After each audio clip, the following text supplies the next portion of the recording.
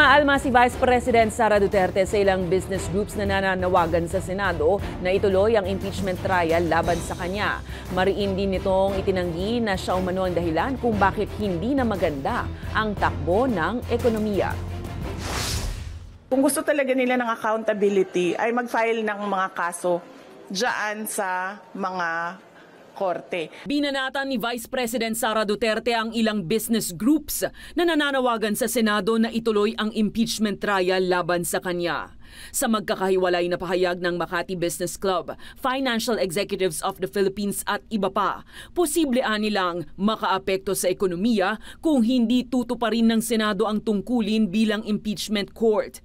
Pero hirit ng bise. Kahit nandyan o wala yung impeachment, wala na talagang investor confidence dito sa ating bayan. Kung nakikita nyo, bagsak ang foreign direct investment sa ating bayan. No? Kaya wag nila ako gawing rason kung bakit pangit ang takbo ng ating ekonomiya.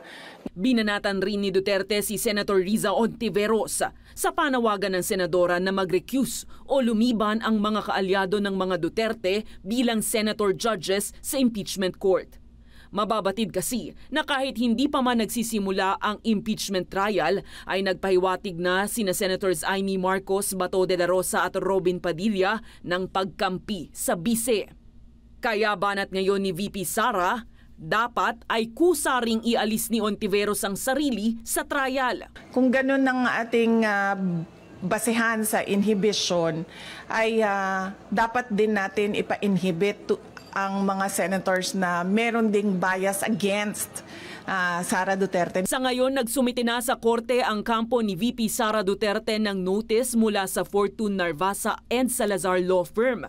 Nakalista rito ang 16 na abogadong kabilang sa depensa ni VP Sara. Kasama ang kilalang criminal defense attorney na si Siegfried Fortun, spokesperson ni VP Sara na si Reynold Munsayak at dating DepEd spokesperson na si Michael Poa.